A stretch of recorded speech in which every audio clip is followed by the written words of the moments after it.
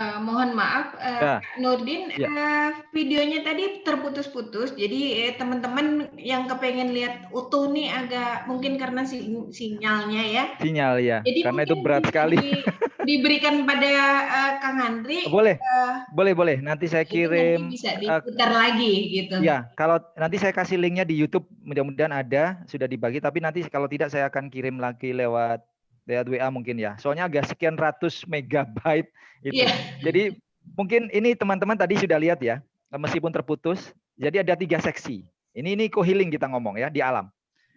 Seksi pertama saya mengikuti Pak Wahab, seorang katakanlah pemerhati maleo. Dia mantan pemburu dulunya. Maleo itu burung endemik yang ada di Sulawesi yang seluruh dunia hanya ada di kita. Bayangkan ya, itu satu. Itu core-nya itu, core-nya. Nilai kelangkaan, nilai value-nya tinggi. Dia mencari itu kalau boleh saya dia ada tiga bab. Mencari telur, proses naik turun, menggali. Proses kedua dia menemukan, mengambil telur. Yang ketiga, telur menetas, kemudian saya lepas ciknya, si burung tadi. Oke, dapat ya? Dapat. Itu kita analogin di dalam kehidupan kita. Kita mencari rezeki halal, kita bersusah payah menggapai mimpi. Kemudian itu ini anu ya, terapisnya ya. Pada waktu saya membawa tamu ke sana dengan cerita ekoterapis, itu justru tidak bicara tentang burungnya secara umum, secara utuh, tapi burung itu hanya pengantar saja bahwa ini burung langka dan segala macam segala macam. Tapi sisi eco healingnya adalah kita mencari halal, rezeki halal, membesarkan anak dan segala macam. Proses-proses itu dilakukan berjibaku, naik turun bukit menemukan telur, begitu ya.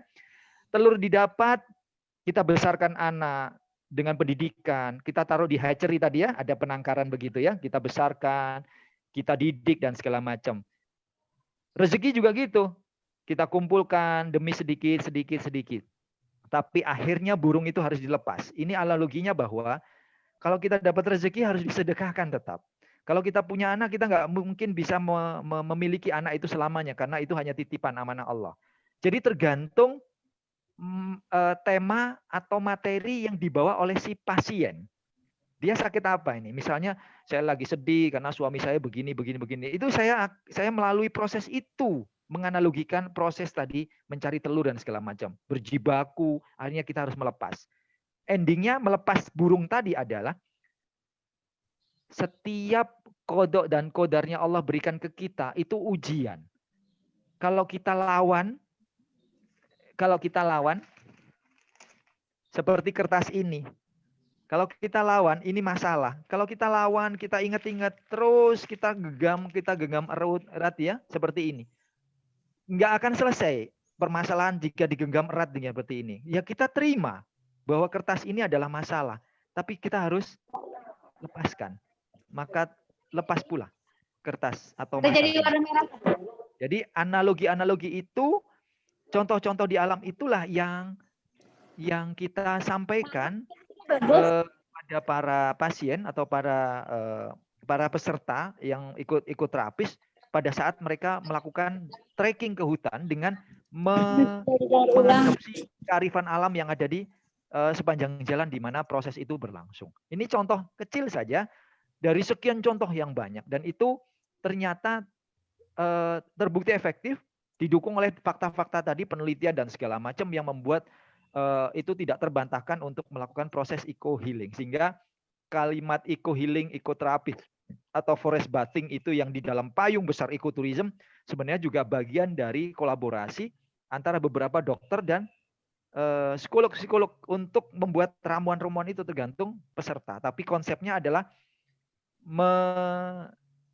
tadabur ke alam dan memusabahkan muhasabah ke diri sendiri bahwa kita melakukan sebuah proses mindful dalam kehidupan ini. Setiap kali tarik nafas, kita lepaskan itu punya arti. Sehingga kita lebih banyak bersyukur daripada mengingat permasalahan yang selama ini kita bawa. Ternyata kita ini masalah si A, si B aja kok. Ini urusan dunia. Ternyata kita banyak yang tidak bersyukur yang kita sudah lakukan. Nah ini proses ya.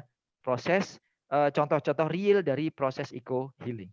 Saya kira kurang lebih ya seperti itu. Nanti kita banyak ngobrol karena nanti kebablasan materi-materi yang bisa kita share. Nanti ada pembicara lain juga sehingga bisa saling menambah ilmu untuk para peserta. Kurang lebih mohon maaf. Assalamualaikum warahmatullahi wabarakatuh. Waalaikumsalam warahmatullahi wabarakatuh.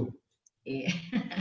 Terima kasih Pak Nurdin Razak.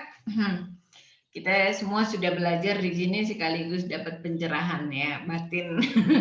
Ini sudah masuk konsep eco healing nih Pak ya. Dari mulai bangun tidur tadi kita gosok gigi kalau harusnya dinikmati, karena terlambat bangun takut telat meeting jadi cepet yang dipikir bukan gosok giginya, gigi saya bersih, tapi yang dipikir bahwa aduh telat meeting nanti lupa segala macam, takut barang ketinggalan, laptop dan lain sebagainya gitu ya. Dan juga waktu tidur kita juga yang terpikir adalah seperti semalam saya tidur nggak bisa tidur karena terpikir aduh ngomong apa nih sama Pak Nurdin ya. Udah senior banget gitu kan, kemudian saya harus banyak belajar, takut salah ini itu, jadi udahlah, oke, udah sampai, sudah cukup saya baca-baca, tapi tetap nggak bisa tidur tuh Pak Nurdin. Saya hanya berharap untuk tidak sakit kepala dan bisa lebih sehat gitu. Ya, kita lanjutkan untuk teman-teman yang mungkin ada pertanyaan, materi dan sebagainya, silakan langsung chat aja. Dan jangan lupa kita punya ujian sertifikat di hari Sabtu, bisa kita manfaatkan ilmu ini untuk masyarakat luas. Silakan diambil sertifikatnya di hari Sabtu ya. Linknya sudah di-share, mendaftar. Untuk ini adalah Aher itu ini dosen dan praktisi wisata ya. Silakan Pak Henry untuk memulai sesinya. Ya. Assalamualaikum warahmatullahi wabarakatuh.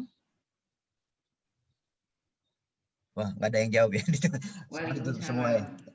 Waalaikumsalam warahmatullahi wabarakatuh. Ya, siap. Makasih. Jadi terima kasih Pak Nurdin, Pak dari Pak siapa? Dari Asi Dewi, Pak siapa? Maaf. Pak Andi. Pak Andi. Nama saya hampir sama, Pak Andi. Kalau saya sering dipanggil Aher, tapi bukan Aher yang mantan gubernur ya, tapi ini Ahernya Andi Hermawan. Ya, sama-sama Aher juga sebenarnya kalau disingkat Andi Hermawan sama Pak Ahmad Heriawan ya. Oke, saya dapat banyak ilmu Pak dari Pak Nurdin juga, Pak Andi dari Asi Dewi juga sangat. Nah, tapi ini kita maksud saya ingin menjadi dirumuskan karena programnya adalah bagaimana merancang. Tentunya saya dapat pesan dari Pak Nurdin ini adalah merancang sebuah paket eco healing ini adalah harus dirumuskan berdasarkan orang yang akan dapat di terapinya ya. Jadi terapi itu gabungan antara dokter, fisiologi kan juga, dan juga mungkin sebutnya tuh apa namanya tuh pramuwisatanya gitu ya. Atau tour and travelnya kita buat. Mungkin kebetulan yang teman-teman hadir di sini kan kebanyakan tour and travel.